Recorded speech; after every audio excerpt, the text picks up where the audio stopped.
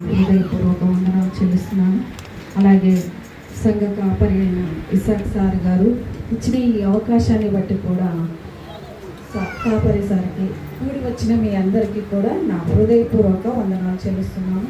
మంచిదండి, ప్రతి సంవత్సరము మనము సిలువలో పలికిన 7 మాటలు, సిలువలో పలికిన 7 మాటలు అనగానే మనకు గుర్తుకు రావాల్సింది ఏమంటే చిట్ట చివరి సమయంలో, అంటే మనిషి చనిపోతున్న గడియలలో పలికే మాటలు. ఇవి చాలా ప్రాముఖ్యమైనవి, చాలా ప్రాముఖ్యమైనవి, చాలా విలువైనవి ఈ మాటలు. అందులో మొదటి మాట మనం మాట్లాడుతున్నాము. లూకా సువార్త 23వ అధ్యాయము 34వ వచనం చూద్దాము. యేసు, తండ్రి మీరేమి చేయించున్నారో మీరెరుగను గనుక వీరిని క్షమించమని చెప్పాను. మంచిదండి, ఈ వాక్యం నిమిత్తం చిన్న ప్రార్థన చేస్తున్నాను. ప్రేమ కలిగిన మా ప్రియ పరలోకపు తండ్రి, అర్హత లేని నన్ను తండ్రి నిలవబెట్టే తండ్రి, మేము మొదటి మాటను మాట్లాడడానికి ఇచ్చిన అవకాశాన్ని బట్టి తండ్రి మీకు స్తుతులు స్తోత్రములు చెల్లిస్తున్నాం. తండ్రి నన్ను నా మాటలను మరుగుపరచుకోండి, పరిశుద్ధాత్మను ముందుంచి మీరే మాట్లాడమని కోరుతూ నన్ను నేను తగ్గించుకుని మిమ్మల్ని మాత్రమే హెచ్చిస్తూ కొద్ది ప్రార్థన శ్రేష్టమైన యేసుక్రీస్తు నామములో అడుగుచున్నాను తండ్రి, ఆమేన్. మంచిదండి, ఇక్కడ యేసుక్రీస్తు ప్రభుల వారు చనిపోతూ సిలువలో మాట్లాడిన మాట, తండ్రి వీరేమి చేయుచున్నారో వీరెరుగరు గనుక వీరిని క్షమించమని చెప్పాను. ఇందులో మనం ఒక 3 పాయింట్లు మాట్లాడుకున్నాం. 3 పాయింట్లు. ఎందుకు ఆయన చనిపోయేటప్పుడు మాట్లాడుతున్నాడు అంటే, ఎందుకు అనే మాటలో ఒక 3 అర్థాలు మనకి దాగున్నాయి. ఆ 3టిని మనం మాట్లాడుకున్నాం. మొట్టమొదటిది ప్రేమ. దేవునికి మన పట్ల చాలా ప్రేమ ఉందండి. ఆ ప్రేమని బట్టి మనము వాక్యాలు చూద్దాము. మొదటి యోహాను పత్రిక టకటక చదవండి. మొదటి యోహాను పత్రిక 4వ అధ్యాయం 8వ వచనం. మొదటి యోహాను పత్రిక చాలు. తర్వాత 16వ వచనం చదవండి, గట్టిగా చదవండి.